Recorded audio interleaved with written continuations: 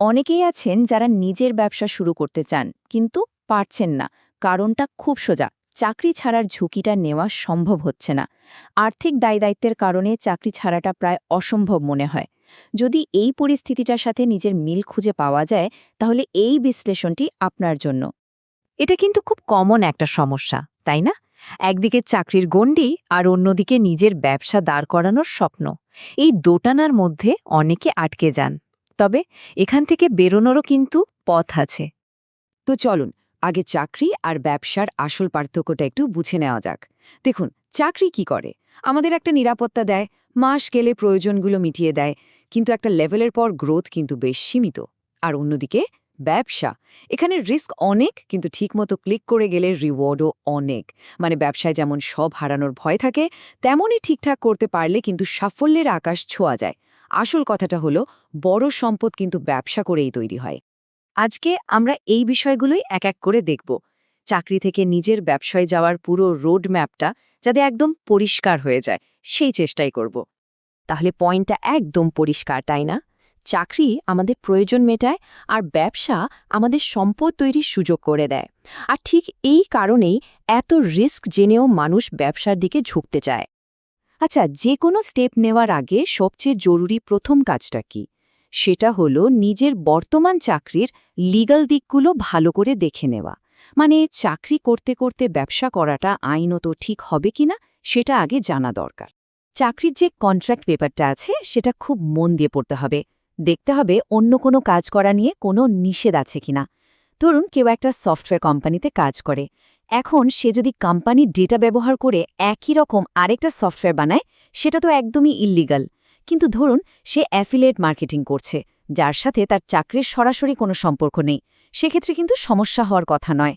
আর যদি নিয়মকানুন খুবই কড়া থাকে, বিশেষ করে সরকারি চাকরি ক্ষেত্রে, তখন একটা উপায় হতে পারে পরিবারের অন্য কারো নামে ব্যবসাটা শুরু করা, যেমন স্ত্রী, ভাই বা বোনের নামে। ওকে, তো লিগ্যাল দিকটা তো পরিষ্কার হলো। এবার আসা যাক আইডিয়ার কথায়। এমন একটা আইডিয়া বেছে নিতে হবে যেটা ফুল টাইম চাকরির পাশাপাশি সহজে ম্যানেজ করা যায়। এমন কাজ বাছতে হবে যা বাড়ি থেকে করা সম্ভব। তাহলে কি হবে? অফিসে যাতায়াতের সময়টা বেঁচে যাবে। অনলাইন ব্যবসার এটাই তো সবচেয়ে বড় প্লাস পয়েন্ট। যেমন ধরুন photo editing, content writing, website design বা অ্যাফিলিয়েট মার্কেটিংয়ের মতো কাজগুলো কিন্তু নিজের সুবিধামতো সময়ে বাড়ি বসেই করা যায়। আসল টার্গেটটা হলো কম সময়ে ম্যাক্সিমাম আউটপুট বের করে আনা। স্মার্ট ব্যবসার একটা খুব গুরুত্বপূর্ণ কনসেপ্ট হলো রিকারিং রেভিনিউ মডেল। এর মানে কি? মানে হলো এমন একটা সিস্টেম বানানো যেখানে একজন কাস্টমারের কাছ থেকে বারবার টাকা আসতে থাকবে। একটা উদাহরণ দিই, তাহলে ব্যাপারটা আরও পরিষ্কার হবে। ভাবুন কেউ GoDaddyর অ্যাফিলিয়েট। একজন কাস্টমার 1 বছরের জন্য একটা ডোমেন কিনল, সে একটা কমিশন পেল। পরের বছর কাস্টমারটা যখন ডোমেন রিনিউ করবে, সে কিন্তু আবার কমিশন পাবে। মানে 10 বছর রিনিউ করলে একটা সেল থেকে 10 বার টাকা আসবে। এটাই হলো রেকারিং রেভিনিউয়ের পাওয়ার। তো আইডিয়া তো পাওয়া গেল, কিন্তু আসল চ্যালেঞ্জটা হলো সেটাকে বাস্তবে রূপ দেওয়া, তাই না?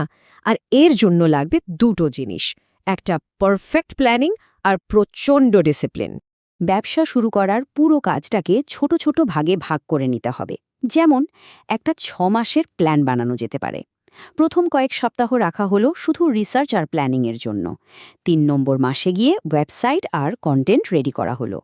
এরপর ধাপে ধাপে অফার বানানো, প্রাইসিং ঠিক করা আর কিছু শুরুর দিকের কাস্টমারের কাছ থেকে টেস্টিমোনিয়াল জোগাড় করা, যাতে অফিশিয়াল লঞ্চের দিন একদম ফুললি রেডি থাকা যায়।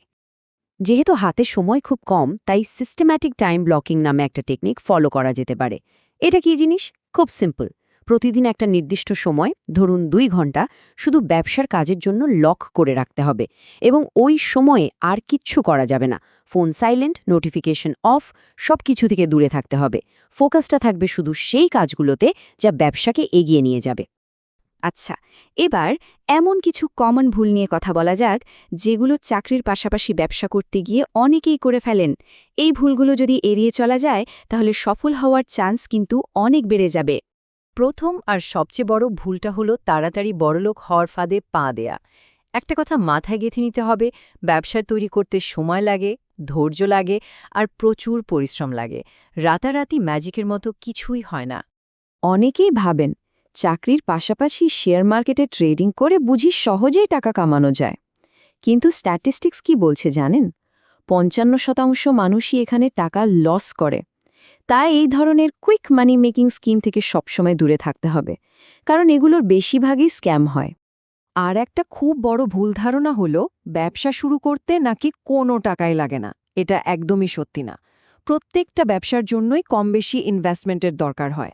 সেটা হতে পারে একটা ওয়েবসাইট বানানোর জন্য, নতুন কোনো স্কিল শেখার জন্য বা মার্কেটিংয়ের জন্য। ধরুন কারও মাইনে যদি ৫০,০০০ টাকা হয়, তাহলে তাকে ভাবতে হবে তার মাইনে আসলে ৩০,০০০।